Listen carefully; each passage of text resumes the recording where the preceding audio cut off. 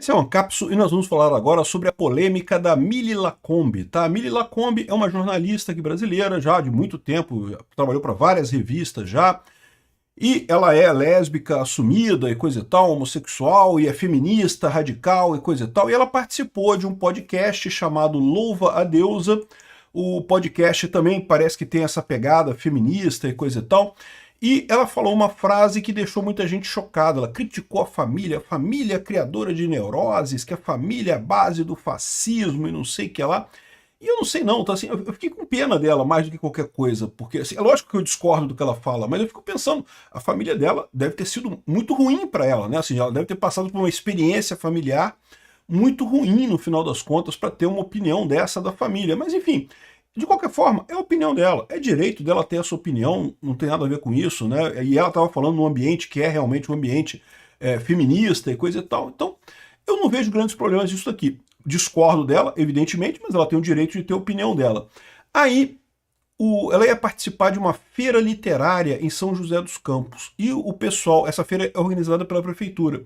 E a prefeitura, o prefeito de São José dos Campos cancelou a participação dela, vetou a participação dela por causa dessa frase. E isso causou um grande problema, porque aí que eu falo para vocês, é uma zona meio cinzenta, né? Se fosse tudo empresa privada, é liberdade de expressão, e cancelamento, normal, padrão, é o esperado de todo mundo. É o que eu falo para você, você pedir para uma empresa demitir alguém porque aquela pessoa é ruim, você está pedindo, a empresa decidiu, e beleza. É tudo empresa privada, não tem ninguém está forçando, ninguém tem monopólio de nada aqui. Mas o caso do prefeito, o prefeito é um político, né? Ele foi eleito pela população, não só pelas pessoas que compartilham a opinião dele, mas as outras pessoas também, ele é prefeito de todo mundo. E aí eu já não sei, já fica uma linha mais tênue aí do se isso é libertário ou não, né? De qualquer forma, o fato é que acabou sendo uma coisa bastante crítica. Por quê? Porque depois que ele vetou a participação dela na feira literária, outros escritores decidiram boicotar a feira também. Então, se ela não vai participar, eu também não vou participar. Isso, de novo, é direito da pessoa, né? O boicote tem esses dois lados. As pessoas podem também te boicotar por você ter boicotado alguém. E no final a feira teve que ser adiada. A feira ia acontecer agora, tá? Daqui a 2 dias, dia 19. Não, amanhã. Ia acontecer amanhã. E teve que ser adiada, certamente um prejuízo muito grande. E vamos entender esse caso todo aqui para ver esses limites aí né, da lacração e do boicote, né? Essa notícia foi sugerida por Sou Contra a Lacração, pai socioafetivo de bebê reborn e várias outras pessoas. Obrigado aí ao pessoal que sugeriu notícias lá no nosso site, no visãolibertaria.com. E obrigado a você que está assistindo o nosso vídeo. Se você gosta do nosso conteúdo, por favor, deixe o seu like e se inscreva aqui no canal, né? Pois bem, a Mili Lacombe, a feminista para quem a família é a base do fascismo e precisa de implosão. E, de novo, eu discordo profundamente dela, mas, caramba, é a opinião dela, bicho. Cara, você tem que lembrar que toda pessoa que é homossexual, transexual e coisa e tal, passa por um perrengue que eu e você, que somos héteros, a gente não passa, bicho. Porque a gente está meio que no caminho que é esperado e você não sente essa pressão. Eu imagino que as pessoas que têm a orientação sexual diferente, elas passam por uma pressão muito grande. Deve ser uma coisa traumática, né? Todo pai quer que a filha case e tenha filhos, é verdade. O interesse do pai é esse, né? E não tem nada de errado com isso, o pai querer esse tipo de coisa. É lógico que a filha tem o direito de escolher outro caminho, né? A vida é dela. Filho, aliás, é muito engraçado isso, as pessoas acham que filho, a gente programa o filho. Não, quando eu tiver meu filho vai ser assim, vai ser assim. É muito engraçado isso, porque eu já vi algumas pessoas que não têm filhos que falam assim, ah não, quando eu tiver meu filho vai ser assim, não, meu filho vai ser assim, meu filho vai fazer isso, eu vou ensinar meu filho isso, isso. E esse pessoal vocês não fazem nem ideia do que espera eles.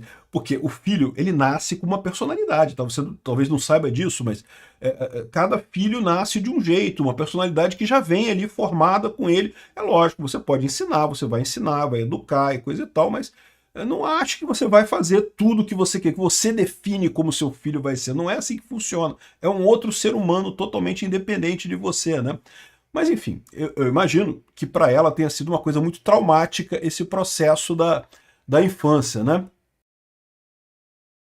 Então, assim, mais do que tudo, nessa fala dela, eu senti um pouco de pena, né? Eu imagino que a experiência dela com a família foi bem traumática. Isso é realmente uma coisa digna de pena, porque não é o padrão das famílias. Na maior parte das vezes, a família é um lugar de reconstrução, é um lugar de apoio, é um lugar que você tem a sua base para crescer, né? E, bom, ela estava falando isso exatamente nesse podcast Louva a Deusa, é o nome do podcast, que é um podcast feminista, tá? Fala aqui sobre feminismo, são pessoas lésbicas e demissexuais e não binárias e coisa e tal. E, de novo, não tem nada de errado, acho bacana isso daqui. Achei até engraçadinho a brincadeira que eles fizeram, né? Porque louva a deusa, né? O louva a Deus, vocês sabem, é aquele bicho que a fêmea come a cabeça do macho depois da coisa sexual, né? Então achei bastante picante a coisa aqui, um negócio realmente bacana. Mas, de novo, é a opinião do pessoal, um podcast específico para essa turma. Essa é a beleza da internet, meu amigo. Houve uma época na informação, né, na era da informação que a gente vive, em que você tinha meia dúzia de canais para escolher. E aí você não podia ter um canal específico para mulheres radicais, feministas e coisa e tal. Agora você pode, tem um canal deles lá para mulheres feministas radicais e não tem nada de errado, né? Beleza, eles têm a opinião deles lá, né? Desde que não se pregue violência contra outras pessoas, né, do ponto de vista da ética libertária, tá tudo beleza, né? Desde que o princípio da não agressão seja obedecido, opiniões erradas ou diferentes das suas, ou opiniões que você discorda, a vida é dura, meu amigo, tem um monte de opiniões por aí. Vamos ouvir aqui a frase dela, porque acho que é importante a gente ouvir a frase que ela falou, para você entender exatamente o contexto da coisa, né? Vamos lá. Eu vi a Rita Von Hunt aqui falando, né, que ela se apaixonou e foram os 8 piores segundos da vida dela. Gente, assim, eu não quero falar contra o amor romântico, mas eu vou falar. Porque eu passei a vida, desde os 16 anos, a gente fica vendo esses filmes, né, de que o objetivo da mulher é casar. A mulher tem que casar e que aí o filme acaba, a cena mais feliz da vida dela é o casamento. Os filmes deveriam começar com essa cena, né? Porque dali é para baixo, gente, assim. Eu tô super contra a monogamia, super contra o amor romântico. Eu acho que a gente, esse negócio de família tá fudendo a gente. Família é um núcleo produtor de neurose, essa família tradicional, branca, conservadora brasileira. Eu não sei, posso estar errado, mas a minha visão é que ela está falando da família dela, né? Branca, conservadora, brasileira. Eu imagino que na família dela ela sofreu pra caramba, né? E bom, ela disse que é contra a monogamia. Eu vou falar para vocês um negócio. Eu já tive amigas lésbicas e meu amigo, não tem muito monogamia nessa parada mesmo, tá? Assim, é lógico, eu tô falando das lésbicas que eu conheço, existem outras lésbicas que talvez sejam diferentes, evidentemente. É todo mundo pegando todo mundo, cara. É um tal de trocar de namorada uma com a outra ali que é impressionante, realmente, assim. Monogamia não tem muito nesse mundo lésbico, não, né? Então, assim, o que ela tá falando ali, para o ambiente que ela está falando, não tem nada de extraordinário, não tem nada de chocante de novo e coisa e tal, né? E aí ela fala sobre essa questão da família, né? E me choca, porque a impressão que dá é que ela está falando da família dela, né? Ela é branca, eu imagino que os pais dela são brancos, né? Assim, ou seja, dá uma certa tristeza nisso, né? Ela deve ter passado por apertos muito grandes, né? Deixa eu ver o que é mais aqui. Gente, isso é um horror. Isso é a base do fascismo. Assim, falemos a verdade, né? Deus, pátria e família, não é assim que o nosso ex-mandatário assinava? Esse é um... Bolsonaro, cara, alugou um triplex do Guarujá na cabeça desse pessoal, cara. O pessoal não consegue parar de pensar no Bolsonaro, cara. É impressionante. A mulher tá é lésbica, no podcast de feministas radicais de esquerda e de quem que ela lembra, em quem que ela pensa. Ela pensa no Bolsonaro.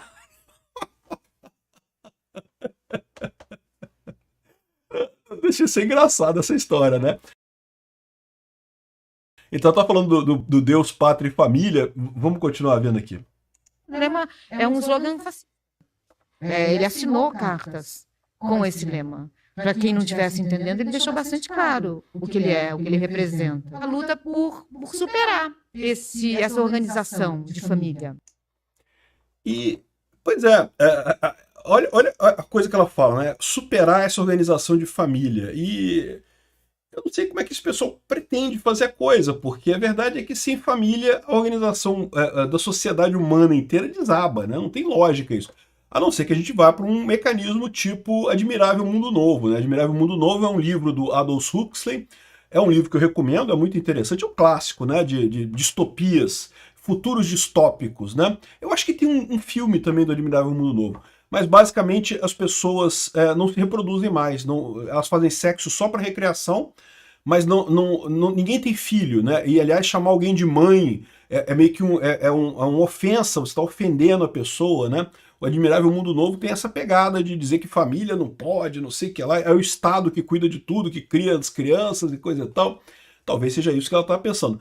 De novo, o que ela falou aqui é uma coisa ruim? Eu acho. Eu acho. Aliás, fiquei triste por ela. Fico imaginando que a experiência na família dela é muito diferente da média das experiências nas famílias da maior parte das pessoas. Mas, enfim, discordo dela. Agora, eu tenho o direito de falar isso. Eu não vi nada demais nesse sentido. Não vi nada. Ah, ela é contra a família. Meu amigo, esse pessoal todo né? Porque, para pensar, né? Ela tem um artigo na Wikipédia falando da vida dela. Ela teve não sei quantas namoradas e mulheres, e esposas e não sei o que lá. E é lógico que nunca ela vai conseguir fazer uma família de verdade, né? Porque isso é só uma parte da família, né? Enfim, essa é a situação.